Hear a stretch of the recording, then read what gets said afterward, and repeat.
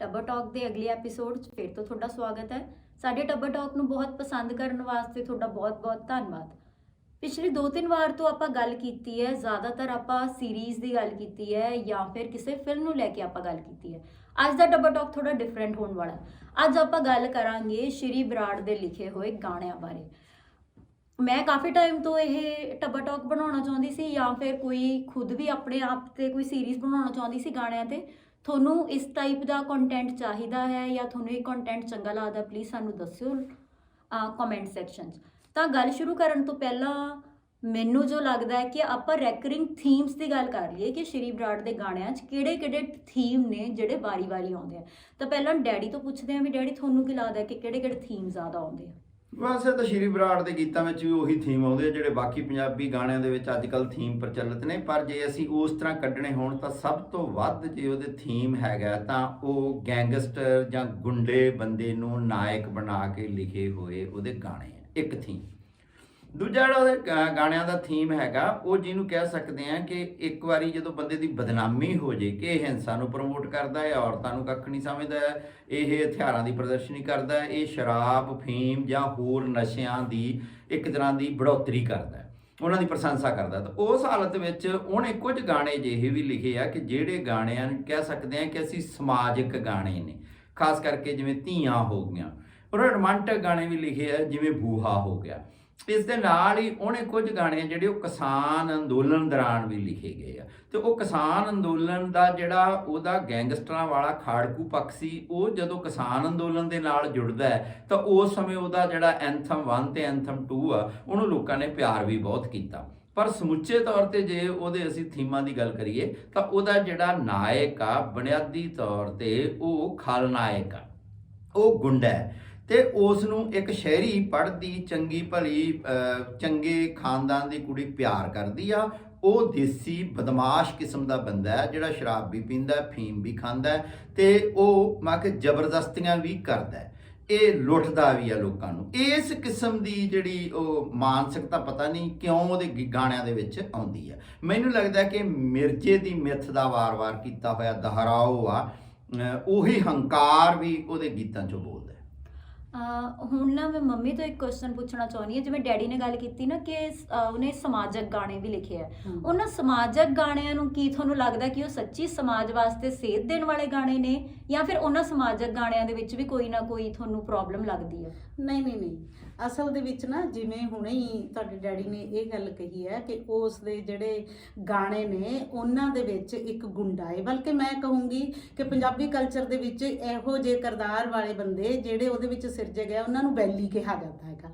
ਉਹ ਇੱਕ ਐਸਾ ਬੈਲੀ ਬੰਦਾ ਉਹਦੇ ਵਿੱਚ ਪੇਸ਼ ਹੁੰਦਾ ਜਿਹਦੀ ਇਹ ਇੱਛਾ ਹੈ ਸੋਸਾਇਟੀ ਦੇ ਵਿੱਚ ਬੈਲੀਆਂ ਤੇ ਕੁੜੀਆਂ ਕੋਈ ਮਰਦੀਆਂ ਹੋਣ ਜਿਹੜੀਆਂ ਕਿ ਗੁਣਵਾਨ ਹੋਣ, ਇਹੋ ਜਿਹਾ ਹੁੰਦਾ ਨਹੀਂ ਹੈ। ਪਰ ਮਤਲਬ ਉਹਨਾਂ ਦੀ ਇੱਛਾ ਪਈ ਹੈ ਕਿ ਅਸੀਂ ਇਹੋ ਜਿਹੇ ਬੈਲੀ ਬੰਦੇ ਬਣੀਏ ਤੇ ਉਹਨਾਂ ਬੈਲੀਆਂ ਦੇ ਉੱਤੇ ਸੋਹਣੀਆਂ ਸੁਨੱਖੀਆਂ ਗੁਣਵਾਨ ਕੁੜੀਆਂ ਮਰਨ। ਤੇ ਇਹੀ ਨਹੀਂ ਬਲਕਿ ਇਸ ਦੇ ਨਾਲ ਜਿਹੜੀਆਂ ਜਿਨ੍ਹਾਂ ਨੂੰ ਉਹ ਸਮਾਜਿਕ ਗਾਣੇ ਜਾਂ ਕਹਿੰਦਾ ਮੈਂ ਔਰਤ ਪੱਖੀ ਗੀਤ ਵੀ ਉਹ ਲਿਖਦਾ।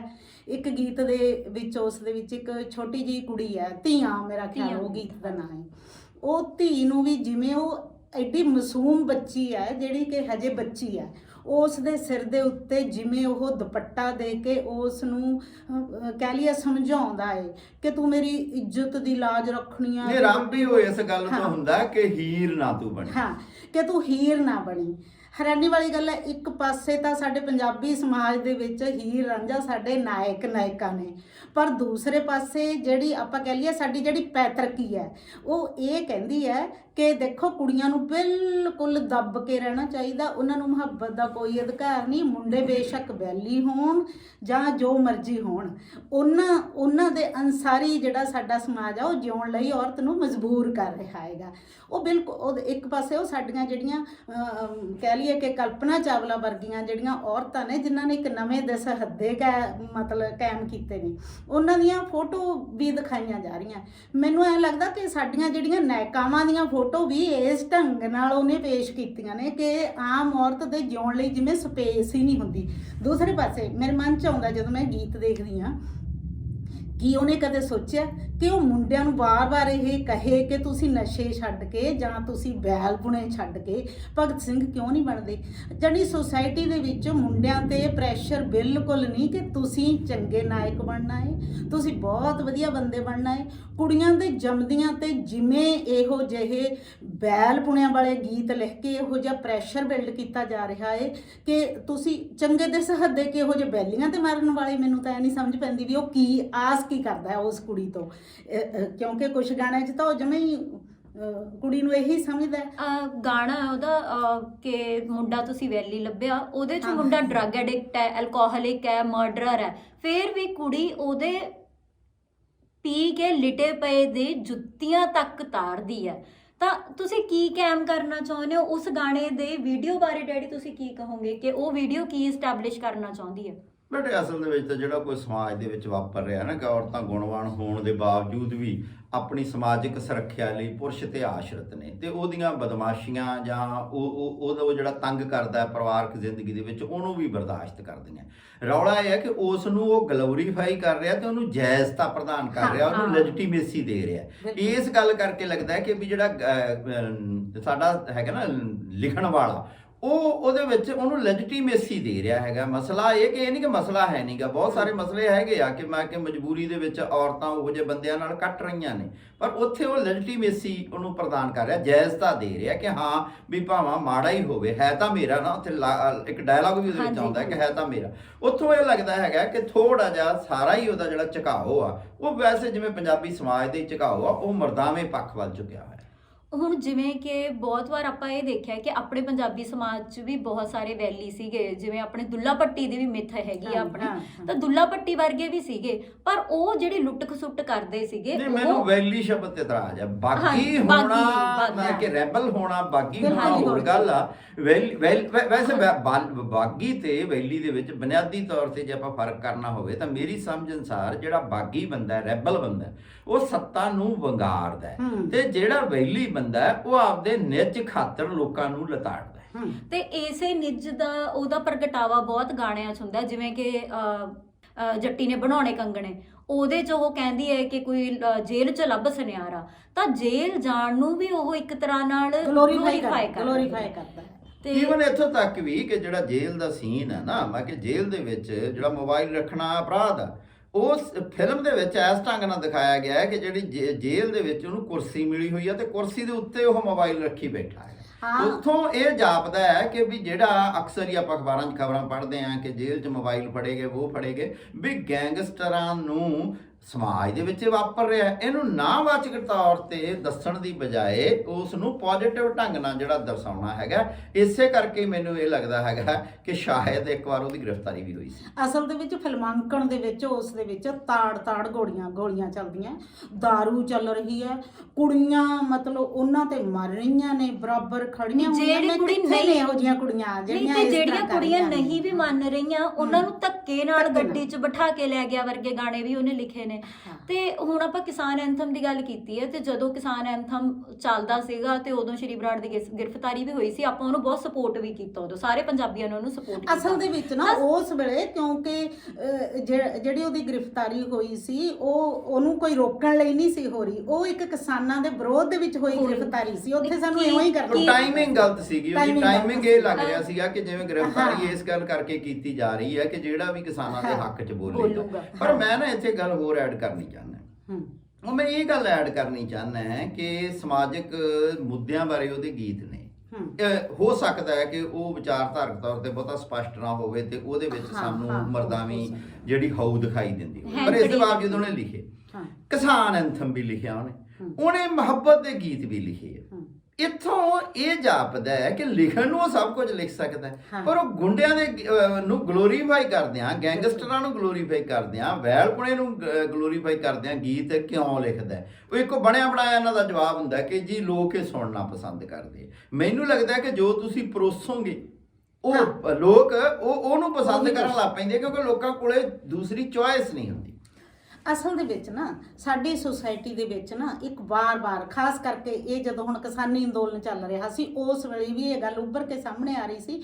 ਵਾਰ-ਵਾਰ ਗਾਇਕਾਂ ਨੇ ਇਸ ਗੱਲ ਨੂੰ ਬਹੁਤ ਹੀ ਹਾਈਲਾਈਟ ਕੀਤਾ। ਲੋਕਾਂ ਨੇ ਵੀ ਦਿੱਲੀ ਨੂੰ ਵਿਆਹੁਣ ਚੱਲਿਆ, ਜਾਨੀ ਸਾਡੀ ਨਜ਼ਰ ਦੇ ਵਿੱਚ ਸਾਡੀ ਨਜ਼ਰ ਦੇ ਵਿੱਚ ਜਾਨੀ ਦਿੱਲੀ ਇੱਕ ਔਰਤ ਹੈ, ਔਰਤ ਤਾਂ ਹੈ ਹੀ, ਪੰਜਾਬ ਇੱਕ ਮਰਦ ਹੈ। ਪਹਿਲੀ ਗੱਲ ਤਾਂ ਸਾਨੂੰ ਸਮਝਣ ਵਾਲੀ ਗੱਲ ਹੈ ਕਿ ਕੀ ਔਰਤ ਨੂੰ ਵਿਆਹੁਣਾ, ਉਹ ਤੇ ਫਤਿਹ ਪ੍ਰਾਪਤ ਕਰਨਾ, ਉਹਨੂੰ ਅਧੀਨ ਕਰਨਾ।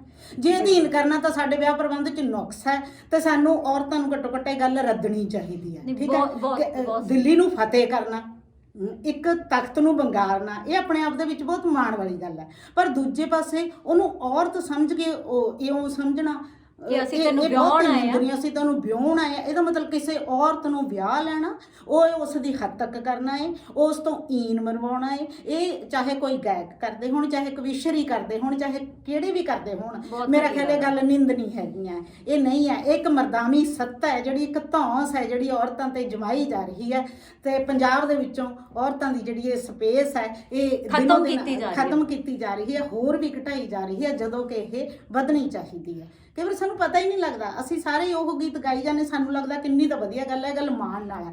ਪਰ ਸਮਝ ਕੇ ਦੇਖੋ ਕਿ ਇਹ ਅਟੈਕ ਕਿੱਥੇ ਹੈ। ਇਹ ਤਖਤ ਤਾਜ ਤੇ ਵਿਰੁੱਧ ਨਹੀਂ ਹੈ, ਇਹ ਜਿਹੜਾ ਅਟੈਕ ਹੈ ਇਹ ਔਰਤਾਂ ਦੇ ਵਿਰੁੱਧ ਇੱਕ ਕਿਸਮ ਦਾ ਵਰਤਾਰਾ ਹੈ। ਇੱਕ ਇਹਦੇ ਗਾਣਿਆਂ 'ਚ ਇੱਕ ਹੋਰ ਮੈਨੂੰ ਰੈਕਰਿੰਗ ਥੀਮ ਲੱਗਦਾ ਹੈ ਕਿ ਜੱਟਵਾਦ ਬਹੁਤ ਜ਼ਿਆਦਾ। ਇੱਕ ਹੁੰਦਾ ਕਿ ਤੁਸੀਂ ਆਪਣੀ ਬੈਕਗ੍ਰਾਉਂਡ ਦੇ ਉੱਤੇ ਮਾਣ ਕਰਦੇ ਹੋ, ਇੱਕ ਹੁੰਦਾ ਤੁਸੀਂ ਦੂਸਰੀ ਜਾਤ ਨੂੰ ਨੀਵਾਂ ਕਰ ਕਰਕੇ ਦਿਖਾਉਂਦੇ ਹੋ। ਤੇ ਮੈਨੂੰ ਲੱਗਦਾ ਇਹਦੇ ਗਾਣਿਆਂ 'ਚ ਬਹੁਤ ਵਾਰੀ ਆਉਂਦਾ ਕਿ ਪੈਸੇ ਦੇਣ ਨੂੰ ਫਿਰਨ ਉਹਨੂੰ ਲਾ ਲੇ, ਤੇ ਕਿਤੇ ਕਿਤੇ ਕੋਈ ਹੋਰ ਚੀਜ਼ ਆਉਂਦੀ ਹੈ। ਇਹੋ ਜਿਹੇ ਸ਼ਬਦ ਵਾਰੀ-ਵਾਰੀ ਉਹ ਯੂਜ਼ ਕਰਦਾ। ਡੈਡੀ ਤੁਹਾਨੂੰ ਕੀ ਲੱਗਦਾ ਇਹਦਾ ਕੀ ਰੀਜ਼ਨ ਹੈ? ਦੇਖੋ, ਮੈਨੂੰ ਵੈਸੇ ਨਾ ਇਹ ਲੱਗਦਾ ਹੁੰਦਾ ਕਿ ਜਿਹੜਾ ਨਾ ਭਾਰੂ ਸੱਭਿਆਚਾਰ ਉਹਦੀ ਨਾ ਪ੍ਰਭੂ ਸੱਤਾ ਸਥਾਪਿਤ ਹੋਈ ਵੀ ਹੁੰਦੀ, ਉਹਦੀ ਹੈਜਮਨੀ ਬਣੀ ਹੁੰਦੀ ਹੈ। ਪੰਜਾਬੀ ਸੱਭਿਆਚਾਰ ਦੇ ਵਿੱਚ ਜਿਹੜਾ ਜੱਟ ਸੱਭਿਆਚਾਰ ਹੈਗਾ ਉਹ ਹਾਵੀ ਆ, ਉਹ ਭਾਰੂ ਆ। ਉਹ ਜਿਹੜਾ ਭਾਰੂਪਣ ਹੈਗਾ ਉਹ ਗੀਤਾਂ ਦੇ ਵਿੱਚ ਵੀ ਦਿਖਾਈ ਦਿੰਦਾ ਹੈਗਾ। ਮਸਲਾ ਸਿਰਫ ਉਦੋਂ ਪੈਦਾ ਹੁੰਦਾ ਹੈ ਕਿ ਜਦੋਂ ਭਾਰੂ ਸੱਭਿਆਚਾਰ ਪੇਸ਼ ਕਰਕੇ ਉਹ ਦੂਜਿਆਂ ਨੂੰ ਦਰੜਦਾ ਹੈ। ਇਹਦੇ ਗੀਤਾਂ ਦੇ ਵਿੱਚ ਕੀ ਹੈ ਕਿ ਦੂਸਰੀਆਂ ਕਾਸਟਾਂ ਨੂੰ ਇੱਕ ਕਿਸਮ ਦਾ ਦਰੜਿਆ ਜਾ ਰਿਹਾ। ਜੇ ਦੇਖੀਏ ਮੈਨੂੰ ਇਹ ਲੱਗਦਾ ਹੈਗਾ ਕਿ ਸਾਨੂੰ ਨਾ ਜਿਹੜਾ ਬਾਕੀ ਸੱਭਿਆਚਾਰ ਆ ਉਹਦੇ ਤੋਂ ਤੋੜ ਕੇ ਕਿਸੇ ਗੀਤਕਾਰ ਨੂੰ ਨਹੀਂ ਵੇਖਿਆ ਜਾ ਸਕਦਾ। ਉਹ ਗੀਤਕਾਰ ਉਹਦਾ ਹੀ ਪ੍ਰਗਟਾਵਾ ਹੁੰਦਾ ਇੱਕ ਤਰ੍ਹਾਂ ਦਾ। ਇੱਥੋਂ ਇੱਕ ਗੱਲ ਇਹ ਵੀ ਜਾਪਦੀ ਆ ਕਿ ਜਿਹੜੀਆਂ ਚੀਜ਼ਾਂ ਨੂੰ ਤੁਸੀਂ ਕਿ ਵਾਰ-ਵਾਰ ਇੰਗਤ ਕਰ ਰਹੇ ਆ ਕਿ ਉਸ ਦਾ ਮਰਦਾਵੇਂ ਪਲੜੇ ਵੱਲ ਝੁਕੇ ਹੋਣਾ, ਉਸ ਦਾ ਜਾਤ-ਪਾਤ ਪ੍ਰਬੰਧ ਦੇ ਵਿੱਚ ਆਪਣੀ ਜਾਤ ਜਾਂ ਆਪਣੇ ਸੱਭਿਆਚਾਰ ਨੂੰ ਵਡਿਆਉਣਾ, ਫਿਰ ਇਹ ਕਿ ਵੀ ਜਿਹੜਾ ਔਰਤ ਦੇ ਨਾਲ ਜਿਹੜਾ ਨਸ਼ਿਆਂ ਨੂੰ ਪ੍ਰਮੋਟ ਕਰਨਾ, ਉਹਦੇ ਨਾਲ ਹੀ ਮੈਂ ਕਿ ਜਿਹੜੀ ਰਾਏ ਆਮਾ ਕਾਇਮ ਕਰਨੀ ਜਾਂ ਆਪਣੇ ਗੁਣਾਂ ਨਾਲ ਕਿਸੇ ਨੂੰ ਕਾਇਲ ਕਰਨਾ, ਉਹਦੀ ਬਜਾਏ ਦਲੀਲ ਨਾਲ, ਗੁਣਾਂ ਨਾਲ, ਆਪਣੀ ਮਿਹਨਤ ਨਾਲ ਕਾਇਲ ਕਰਨ ਦੀ ਬਜਾਏ ਜਿਹੜਾ ਹਥਿਆਰਾਂ ਤੇ ਟੇਕ ਹੈਗੀ, ਹਥਿਆਰਾਂ ਦੀ ਵਾਰ-ਵਾਰ ਪ੍ਰਦਰਸ਼ਨੀ ਹੈ ਜਿਹੜੀ ਵੀਡੀਓ ਦੇ ਵਿੱਚ, ਜਿਹੜੀਆਂ ਮੈਂ ਕਿ 8 ਬਰਾਮਦ ਹੋਈਆਂ ਰਫਲਾਂ ਤੇ ਮਾਣ ਕਰਨਾ ਕਿ ਉਹ ਸਾਡੀਆਂ ਨੇ, ਜਾਂ ਮੈਂ ਕਿ ਜਿਹੜਾ ਮੈਂ ਕਤਲ ਕੀਤਾ ਉਹ ਸਾਡੇ ਸਿਰ ਲੱਗੇ ਨੇ, ਉਹ ਸਾਡੇ ਨੇ ਕਤਲ ਆ ਜਿਹੜੇ ਅਸੀਂ ਕਰਦੇ। ਉੱਥੋਂ ਨਾ ਵਾਰ-ਵਾਰ ਇਸ ਗੱਲ ਤੇ ਲੱਗਦਾ ਹੈ ਕਿ ਇਹ ਪੰਜਾਬੀ ਸੱਭਿਆਚਾਰ ਆ ਜਿਹੜਾ ਉਹ ਕਿਸੇ ਨਾ ਵੱਡੇ ਘਾਟ ਦਾ ਸ਼ਿਕਾਰ ਆ, ਜਿਹਨੂੰ ਘਾਟ ਉਹ ਫੋਕੀਆਂ ਫੜਾ ਮਾਰ ਕੇ ਪੂਰੀਆਂ ਕਰਦਾ। ਇਹ ਮੈਨੂੰ ਇਹ ਲੱਗਦਾ ਕਿ ਇਹ ਨਾ ਮਿਰਜ਼ੇ ਦੀ ਮਿੱਥ ਦਾ ਦੁਹਰਾਓ ਮੈਂ ਇਸ ਕਰਕੇ ਕਹਿੰਦਾ ਕਿ ਮਿਰਜ਼ਾ ਵੀ ਇਸੇ ਤਰ੍ਹਾਂ ਹੀ ਕਰਦਾ ਸੀਗਾ। ਇਹ ਮੈਨੂੰ ਲੱਗਦਾ ਹੈ ਕਿ ਜਿਹੜਾ ਵਾਰ-ਵਾਰ ਦੁਹਰਾਉਣਾ ਹੈ ਨਾ ਉਹ ਗੱਲ ਵੱਖਰੀ। ਵੈਸੇ ਇੱਕ ਗੱਲ ਹੈ, ਫਿਰ ਮਿਰਜ਼ੇ ਦੀ ਮਿੱਥ ਤੋਂ ਇਹ ਸਿੱਖਦੇ ਕਿਉਂ ਨਹੀਂ ਕਿ ਮਿਰਜ਼ਾ ਤਾਂ ਫਿਰ ਵੱਢਿਆ ਗਿਆ ਸੀ ਉਸ ਹੰਕਾਰ ਦੇ ਵਿੱਚ, ਜਦੋਂ ਕਿ ਉਹ ਔਰਤ ਹੈ। ਦੋਨੋਂ ਪਾਸੇ ਜਿਹੜੀ ਸਾਹਿਬਾਂ ਨੂੰ ਅਸੀਂ ਜੇ ਦੇਖੀਏ, ਮੈਨੂੰ ਲੱਗਦਾ ਕਿ ਪਹਿਲੀ ਪੱਧਰ ਤੇ ਤਾਂ ਅਸੀਂ ਸਾਹਿਬਾਂ ਨਾਲ ਹੀ ਬੇਇਨਸਾਫੀ ਕਰਦੇ ਹਾਂ ਅਸੀਂ ਜਦੋਂ ਮਿਰਜ਼ੇ ਨੂੰ ਵਡਿਆਉਂਦੇ ਹਾਂ। ਇੱਕ ਔਰਤ ਇੱਕ ਮਰਦ ਨੂੰ ਮੁਹੱਬਤ ਕਰਕੇ ਉਸ ਦੇ ਨਾਲ ਘਰੋਂ ਆ ਗਈ, ਉਹ ਬੰਦਾ ਐਡਾ ਹੰਕਾਰੀ ਆ ਕਿ ਰਸਤੇ 'ਚ ਬੈਠ ਗਿਆ ਮੈਂ ਤਾਂ ਤੇਰੇ ਭਰਾਵਾਂ ਨੂੰ ਵੀ ਮਾਰ ਦੂੰ। ਹੁਣ ਉਹ ਔਰਤ ਇੰਨੀ ਦੁਬਦਾ-ਗ੍ਰਸਤ ਹੈ ਜਿਹੜੀ ਕਿ ਆਪਦੇ ਭਰਾਵਾਂ ਨੂੰ ਵੀ ਨਹੀਂ ਚਾਹੁੰਦੀ ਵੀ ਮੇਰੀਆਂ ਭਾਬੀਆਂ ਰੰਡੀਆਂ ਹੋ ਜਾਣਗੀਆਂ, ਮੈਂ ਆਪਦੇ ਭਰਾਵਾਂ ਨੂੰ ਵੀ ਕਿਉਂ ਮਾਰਾਂ, ਮੈਂ ਆਪਦੇ ਪ੍ਰੇਮੀ ਨੂੰ ਵੀ ਕਿਉਂ ਮਾਰਨ ਦੇਵਾਂ। ਪਰ ਉਹ ਬੰਦੇ ਦਾ ਜਿਹੜਾ ਹੰਕਾਰ ਹੈ, ਸਾਨੂੰ ਉਹ ਹੰਕਾਰ ਹੈ ਜਿਹੜਾ ਉਹ ਨਾਇਕ ਵਜੋਂ ਜਿਹੜਾ ਆਪਣੇ ਆਪ ਦੇਖਣਾ ਹੀ ਮੇਰਾ ਖਿਆਲ ਹੈ ਤੇ ਅਸਲ 'ਚ ਨਾ ਮੈਨੂੰ ਇੱਕ ਗੱਲ ਹੋਰ ਵੀ ਲੱਗਦੀ ਆ ਕਿ ਨਾ ਜਦੋਂ ਅਸੀਂ ਗੀਤ ਸੁਣਦੇ ਆ ਨਾ ਉਹਦੇ ਵਿੱਚ ਬਹੁਤ ਸਾਰੇ ਪੱਖ ਹੁੰਦੇ ਆ। ਉਹਦਾ ਸੰਗੀਤਕ ਪੱਖ, ਉਹਦਾ ਗਾਉਣ ਵਾਲੇ ਦੀ ਆਵਾਜ਼, ਫਿਰ ਉਹਦੀ ਵੀਡੀਓ ਦੀ ਦ੍ਰਿਸ਼ਕਾਰੀ, ਉਹ ਰਲ ਮਿਲ ਕੇ ਜਿਹੜਾ ਪ੍ਰਭਾਵ ਸਿਰਜਦੇ ਨੇ। ਉਹਦੇ ਨਾਲ ਕਈ ਵਾਰੀ ਇਹ ਵੀ ਨਹੀਂ ਪਤਾ ਲੱਗਦਾ ਕਿ ਅਸੀਂ ਕਿਹੜੀਆਂ ਕਦਰਾਂ ਕੀਮਤਾਂ ਦੇ ਪੱਖ ਵਿੱਚ ਖੜ ਜਾਂਦੇ ਹਾਂ। ਹਾਂਜੀ। ਬਹੁਤ ਸਾਰੇ ਬੰਦੇ ਆ ਜਿਹੜੇ ਉਹ ਅਜਿਹੇ ਗੀਤਾਂ ਦੇ ਉੱਤੇ ਆਪਣੇ ਪਰਿਵਾਰ ਦੇ ਵਿੱਚ ਬੈਠ ਕੇ ਨੱਚ ਵੀ ਰਹੇ ਹੁੰਦੇ ਆ। ਜੀ ਉਹ ਮਾ ਕਿ ਇੱਥੋਂ ਤੱਕ ਕਿ ਖੁਦ ਉਸ ਚੀਜ਼ ਦੇ ਸ਼ਿਕਾਰ ਵੀ ਹੁੰਦੇ ਆ, ਇੱਥੋਂ ਤੱਕ ਕਿ ਦੂਸਰੀਆਂ ਜਾਤਾਂ ਦੇ ਵਿਆਹਾਂ ਦੇ ਵਿੱਚ ਵੀ ਮੈਂ ਕਿ ਜਿਹੜਾ ਜੱਟਾਂ ਦੇ ਗੀਤ ਵੱਜਦੇ ਆ। ਉਹਦਾ ਕਾਰਨ ਇਹਦਾ ਕੀ ਆ ਕਿ ਜਿਹੜਾ ਭਾਰੂ ਸੱਭਿਆਚਾਰ ਨਾ, ਵੈਸੇ ਮੈਨੂੰ ਇੱਕ ਗੱਲ ਇਹ ਵੀ ਲੱਗਦੀ ਆ ਕਿ ਕਈ ਵਾਰ ਨਾ ਅਸੀਂ ਇਹ ਵੀ ਸਮਝਦੇ ਆ ਕਿ ਜੱਟ ਦਾ ਅਰਥ ਨਾ ਕੇਵਲ ਜੱਟ ਨਹੀਂ ਆ, ਜੱਟ ਦਾ ਅਰਥ ਅਸਲ 'ਚ ਕਈ ਵਾਰ ਪੰਜਾਬ ਦੇ ਸਮਾਨਾਰਥਕ ਹੋ ਜਾਂਦਾ ਹੈ। ਨਹੀਂ, ਸਾਨੂੰ ਦੇ ਕਈ ਵਾਰ ਇਉਂ ਸਮਾਨਾਰਥਕ ਲੱਗਦਾ ਹੋ ਤੁਸੀਂ ਵੀ ਜਾਂਦਾ। ਥੋੜਾ ਜਿਹਾ ਨਾਰਮਲਾਈਜ਼ ਨਹੀਂ ਕਰ ਰਹੇ। ਨਹੀਂ, ਕਿਸਾਨ ਦੇ ਸਮਾਨਾਰਥਕ ਹੋ ਜਾਂਦਾ ਹੈਗਾ। ਉਹਦਾ ਵੀ ਇੱਕ ਕਾਰਨ ਹੁੰਦਾ ਹੈ ਕਿ ਜਿਹੜੀ ਮਤਲਬ ਕਿ ਗਿਣਤੀ 'ਚ ਜ਼ਿਆਦਾ ਨੇ, ਜਿਹੜੇ ਭਾਰੂ ਨੇ, ਜਿਹੜੇ ਸਮਾਜ ਦੇ ਸਾਰੇ ਅੰਗਾਂ ਦੇ ਉੱਤੇ ਕਾਬਜ ਜਿਹੜੇ ਨੇ, ਉਹਨਾਂ ਦਾ ਜਿਹੜਾ ਸੱਭਿਆਚਾਰ ਆ ਉਹਦੀ ਪ੍ਰਭੂ ਸੱਤਾ ਸਥਾਪਿਤ ਹੋ ਜਾਂਦੀ ਆ। ਉਹ ਗੀਤਾਂ ਦੇ ਵਿੱਚ ਸਾਨੂੰ ਦਿਖਾਈ ਦਿੰਦੀ ਹੈ। ਨਹੀਂ, ਮੈਨੂੰ ਲੱਗਦਾ ਹੈ ਕਿ ਅਪਰ ਕਲਾਸ ਮੇਲ ਉਹਨਾਂ ਨਾਲ ਅੰਗ ਸੰਗ ਹੋ ਸਕਦੇ ਆ। ਅਸੀਂ ਔਰਤਾਂ ਤਾਂ ਨਹੀਂ ਉਸ ਜੱਟਵਾਦ ਦਾ ਸਾਥ ਦਿੰਦੀਆਂ, ਤੇ ਨਾ ਅਸੀਂ ਉਹਦੇ 'ਚ ਮੰਨਦੀਆਂ, ਨਾ ਅਸੀਂ ਉਹਨਾਂ ਨਾਲ ਅੰਗ ਸੰਗ ਹੁੰਦੀਆਂ, ਤੇ ਨਾ ਅਸੀਂ ਉਹਨਾਂ ਨਾਲ ਆਪਣੇ ਆਪ ਨੂੰ ਬਹੁਤ ਉਵੇਂ ਥੋੜ੍ਹੇ ਆ ਰਿਲੇਟ ਨਾ। ਕਰਦੇ। ਗੱਲ ਇਹ ਹੈ ਕਿ ਵੀ ਜਿਹੜੀ ਇਸ ਪੱਧਰ ਦੀ ਚੇਤਨਾ ਹੈਗੀ ਆ ਉਹ ਕਿੰਨੀ ਕਾ, ਇਹ ਵੀ ਸਾਨੂੰ ਵੇਖਣਾ ਪਊਗਾ ਨਾ। ਉਸ ਪੱਧਰ ਦੀ ਇਹ ਨਹੀਂ ਕਿ ਇਹ ਚੇਤਨਾ ਦਾ ਫੈਲਾਅ ਨਹੀਂ ਕਰਨਾ ਚਾਹੀਦਾ ਜਾਂ ਫੈਲੂਗੀ ਨਹੀਂ, ਪਰ ਮਤਲਬ ਕਿ ਇਹ ਕਿ ਵੀ ਜਿਹੜਾ ਹੈਗਾ ਕਿ ਤੁਸੀਂ ਪੜ੍ਹ ਲਿਖ ਕੇ ਤੁਸੀਂ ਸਮਾਜਿਕ ਤੌਰ ਤੇ ਇੱਕ ਰੁਤਬੇ ਤੇ ਪਹੁੰਚ ਗਏ, ਤੁਸੀਂ ਥਿਊਰੀ ਪੜ੍ਹ ਲਈ, ਤੁਸੀਂ ਸਿਧਾਂਤ ਪੜ੍ਹ ਲਿਆ, ਤੁਸੀਂ ਸੰਵੇਦਨਸ਼ੀਲ ਹਰ ਚੀਜ਼ ਨੂੰ ਮਹਿਸੂਸ ਕਰਦੇ ਆ, ਪਰ ਸਾਰਾ ਜਿਹੜਾ ਪੰਜਾਬੀ ਸਮਾਜ ਆ ਉਹ ਇਸ ਤਰ੍ਹਾਂ ਮਹਿਸੂਸ ਕਰੇ, ਇਹ ਚੰਗੀ ਨਹੀਂ, ਗੱਲ ਆ। ਪਰ ਅਸੀਂ- ਹਜੇ ਇਹ ਇਉਂ ਹੋ ਨਹੀਂ ਰਿਹਾ। ਮੈਂ ਅਸੀਂ- ਤਾਂ ਸਿਰਫ ਇਹ ਗੱਲ ਅਸੀਂ ਤੁਹਾਡੀ ਇਹ ਗੱਲ ਮੰਨਦੇ ਆ, ਇਹ ਅਜੇ ਹੋ ਨਹੀਂ ਰਿਹਾ। ਸਾਡੇ ਵਰਗੇ ਮੁੱਠੀ ਭਰ ਲੋਕ ਹੈ ਜਿਹੜੇ ਆਪਾਂ ਇਉਂ ਸਮਝਦੇ ਆ। ਮਸਲਾ ਤਾਂ ਇਹ ਕਿ ਗੀਤ ਦੀ ਮਾਰ ਸਮਾਜ ਦੇ ਵਿੱਚ ਕਿੰਨੀ ਜ਼ਿਆਦਾ ਹੁੰਦੀ ਹੈ, ਕਿੱਡੀ ਭਿਆਨਕ ਹੁੰਦੀ ਹੈ, ਕਿੰਨੇ ਲੋਕ ਉਹਨੂੰ ਸੁਣਨ ਵਾਲੇ ਹੁੰਦੇ ਆ, ਕਿੰਨੇ ਲੋਕ ਉਹਦੇ ਤੇ ਨੱਚਣ ਵਾਲੇ ਹੁੰਦੇ ਆ। ਪਬਲਿਕ ਪਲੇਸਿਸ ਦੇ ਉੱਤੇ ਜਦੋਂ ਇਹ ਚੀਜ਼ਾਂ ਨੂੰ ਅਸੀਂ ਇੰਨਾ ਆਮ ਲੈਂਦੇ ਆ ਨਾ, ਤਾਂ ਉਸ ਦੀ ਜਿਹੜੀ ਮੈਂ ਤਾਂ ਭਿਆਨਕ ਮਾਰ ਇਹਨੂੰ ਨੂੰ ਉਲਟ ਸਮਝਣ ਕਹਿਣਾ ਵਾਲੀ ਮੈਂ ਇਹਨੂੰ ਉਲਟ ਕਹਿਣਾ ਚਾਹਣਾ ਹੈ ਕਿ ਜੇ ਮਤਲਬ ਕਿ ਪੰਜਾਬ ਦੀਆਂ ਸਾਰੀਆਂ ਔਰਤਾਂ ਇਹ ਕਹਿ ਦੇਣ ਕਿ ਮੈਂ ਕਿ ਜਿੱਥੇ ਵੀ ਲੱਗਿਆ ਹੋਊਗਾ ਅਸੀਂ ਉੱਥੋਂ ਉੱਠ ਕੇ ਤੁਰ ਜਾਾਂਗੇ ਜਾਂ ਬੰਦ ਕਰ ਦੇਂਗੇ ਜਾਂ ਆਪਦੇ ਪੁੱਤਾਂ ਨਾਲ ਨਹੀਂ ਬੋਲਾਂਗੇ, ਆਪਦੇ ਘਰ ਵਾਲੀਆਂ ਨਾਲ ਨਹੀਂ ਬੋਲਾਂਗੇ, ਆਪਦੇ ਆਸ਼ਕਾਂ ਨਾਲ ਨਹੀਂ ਬੋਲਾਂਗੇ, ਤੇ ਸ਼ਾਮ ਤੱਕ ਇਹ ਗਾਣੇ ਬੰਦ ਹੋ ਜਾਣ। ਹਰ ਸਮੇਂ ਹੀ ਮਤਲਬ ਕਿ ਫਿਰ ਤਾਂ ਕਿਸਾਨਾਂ ਦੀਆਂ ਜਾਂ ਸੱਚੇ ਮਾਰਕੀਟ ਚੰਗੇ ਗਾਣੇ ਵੱਜਣੇ ਸ਼ੁਰੂ ਹੋ ਜਾਣ। ਇਹਦਾ ਮਤਲਬ ਇਹ ਕਿ ਹਜੇ ਸਮਾਜ ਦੀ ਚੇਤਨਾ ਦਾ ਪੱਧਰ ਉਹ ਨਹੀਂ ਹੋਇਆਗਾ, ਨਹੀਂ ਤਾਂ ਸਾਰੇ ਬੰਦ ਕਰ ਦੇਣ। ਨਹੀਂ, ਸਮਾਜ ਦੀ ਇੰਨੇ ਚੇਤਨਾ ਇਕੱਠਾਂ ਦੇ ਵਿੱਚ ਔਰਤਾਂ ਦੇ ਖੜਨ ਦੀ ਵੀ ਮਤਲਬ ਕਿੰਨੀ ਕਿ ਉਹ ਸਪੇਸ ਤਾਂ ਹੈ। ਉਹ ਤਾਂ ਤੁਸੀਂ ਕੁੜੀਆਂ ਇਹ ਨੂੰ ਨਹੀਂ ਵਿਆਹਾਂ 'ਚ ਸਮਝਦੇ। ਨੱਚਣ ਨਹੀਂ ਦਿੰਦੇ ਹੈਗੇ, ਕੁੜੀਆਂ ਨੂੰ ਵਿਆਹਾਂ 'ਚ ਚਿਕਨ ਨਹੀਂ ਮਿਲਦਾ ਹੈਗਾ, ਉੱਥੇ ਉਹ ਕੁੜੀਆਂ ਕਿਵੇਂ ਕਹਿ ਦੇਣਗੀਆਂ? ਵੀ ਉਹ ਕਹਿੰਦੇ ਔਰਤਾਂ ਮਤਲਬ ਬੁੜੀਆਂ ਅੱਡ ਹੋ ਜਾਓ, ਬੰਦੇ ਅੱਡ ਹੋ ਜਾਓ। ਆਹ ਤਾਂ ਹਜੇ ਪੰਜਾਬੀ ਸਮਾਜ ਦਾ ਪੰਜਾਬੀ ਸਮਾਜ ਇਹ ਨਹੀਂ ਕਿ ਬਦਲਿਆ ਨਹੀਂਗਾ, ਪੰਜਾਬੀ ਸਮਾਜ ਬਦਲਿਆ ਵੀ ਬਹੁਤ ਹੈਗਾ। ਕਈ ਵਾਰ ਨਾ ਇੱਕ ਪਾਸੜ ਹੋ ਜਾਂਦੇ ਆ ਤੁਸੀਂ, ਉਹਦੇ ਨਾਲ ਮੈਨੂੰ ਇਹ ਲੱਗਦਾ ਕਿ ਸੰਤੁਲਿਤ ਸੋਚ ਨਹੀਂ ਰਹਿੰਦੀ। ਮੈਨੂੰ ਤਾਂ ਇੰਨੀ ਕੀ ਗੱਲ ਲੱਗਦੀ ਹੈ। ਬਾਕੀ ਠੀਕ ਹੈ, ਤੁਹਾਡੀਆਂ ਗੱਲਾਂ ਮੈਨੂੰ ਸਾਰੀਆਂ ਸਹੀ ਲੱਗਦਾ ਹੋਣਗੀਆਂ। ਜਿਹੜਾ ਉਹਦੇ 'ਚ ਖੁਦ ਆਪਣੇ ਆਪ ਨੂੰ ਆਤਮਸਾਤ ਕਰ ਲੈਂਦਾ, ਮੇਰੇ ਖਿਆਲ 'ਚ ਉਹ ਬੰਦਾ ਸੰਤੁਲਿਤ ਸੋਚ ਜਾਂ ਫਿਰ ਆਬਜੈਕਟਿਵ ਸੋਚ ਰੱਖ ਸਕਦਾ। ਜਿਹੜੀ ਵਿਕਟਮ ਧਿਰ ਹੁੰਦੀ ਆ ਉਹਦੇ 'ਚ ਉਹ ਆਬਜੈਕਟਿਵ ਸੋਚ ਉਵੇਂ ਨਹੀਂ ਰੱਖ ਸਕਦੀ, ਤੇ ਨਾ ਹੀ ਉਹਨੂੰ ਰੱਖਣੀ ਚਾਹੀਦੀ ਹੈ। ਵਿਕਟਮ ਤੇ ਖਰਾਬ ਦੀ ਲੜਾਈ ਲੜੇ, ਵਿਕਟਮ ਧਿਰ ਉੱਠੂਗੀ ਤੇ ਸਾਡੇ ਨਾਲ ਇਹ ਵੀ ਮੇਰਾ ਖਿਆਲ ਹੈ ਇੱਕ ਲੜਾਈ ਦਾ ਢੰਗ ਹੈ ਤੁਹਾਡਾ। ਹਾਂਜੀ, ਇਹ ਵੀ ਸਾਡਾ ਅਸੀਂ ਚਾਹੁੰਦੇ ਆ ਸਾਡੇ ਜਿੰਨੇ ਸਬਸਕ੍ਰਾਈਬਰ ਨੇ ਉਹਨਾਂ ਦੀ ਚੇਤਨਾ ਜਾਗੇ। ਹਾਂ, ਚਲੋ ਜਾਂ ਜਿਵੇਂ ਉਹ ਸੋਚਦੇ ਨੇ, ਘੱਟੋ ਘੱਟ ਜ਼ਰੂਰੀ ਨਹੀਂ ਵੀ ਸਾਡੇ ਨਾਲ ਉਹ ਸਹਿਮਤ ਹੋਣ, ਤੁਹਾਡੇ ਨਾਲ ਸਹਿਮਤ ਹੋ ਸਕਦੇ ਆ, ਉਹਨਾਂ ਦੀ ਕੋਈ ਵੱਖਰੀ ਸੋਚ ਵੀ ਹੋ ਸਕਦੀ ਹੈ। ਸਾਡੇ ਇਸ ਵਿਚਾਰ ਵਟਾਂਦਰੇ ਦੇ ਨੂੰ ਮੁੱਖ ਰੱਖਦੇ ਉਹ ਸਾਨੂੰ ਦੱਸਣ ਕਿ ਉਹਨਾਂ ਦੇ ਵਿਚਾਰ ਕਿਸ ਤਰ੍ਹਾਂ ਦੇ। ਉਹ ਖੁਦ ਗੀਤ ਸੁਣ ਕੇ ਸਾਡੇ ਨਾਲ ਭਾਵੇਂ ਅਸਹਿਮਤੀ ਪ੍ਰਗਟ ਕਰਨ ਚਾਹੇ ਸਹਿਮਤੀ ਪ੍ਰਗਟ ਕਰਨ, ਜਿਵੇਂ ਉਹ ਮਹਿਸੂਸ ਕਰਦੇ ਆ ਉਹ ਸਾਡੇ ਨਾਲ ਸਾਨੂੰ ਕਮੈਂਟ ਸੈਕਸ਼ਨ 'ਚ ਜ਼ਰੂਰ ਦੱਸਣ। ਚੈਨਲ ਨੂੰ ਲਾਈਕ ਕਰੋ, ਸਬਸਕ੍ਰਾਈਬ ਕਰੋ, ਬੈਲ ਆਈਕਨ ਦਾ ਬਟਨ ਜ਼ਰੂਰ ਦਬਾਓ। Thank you.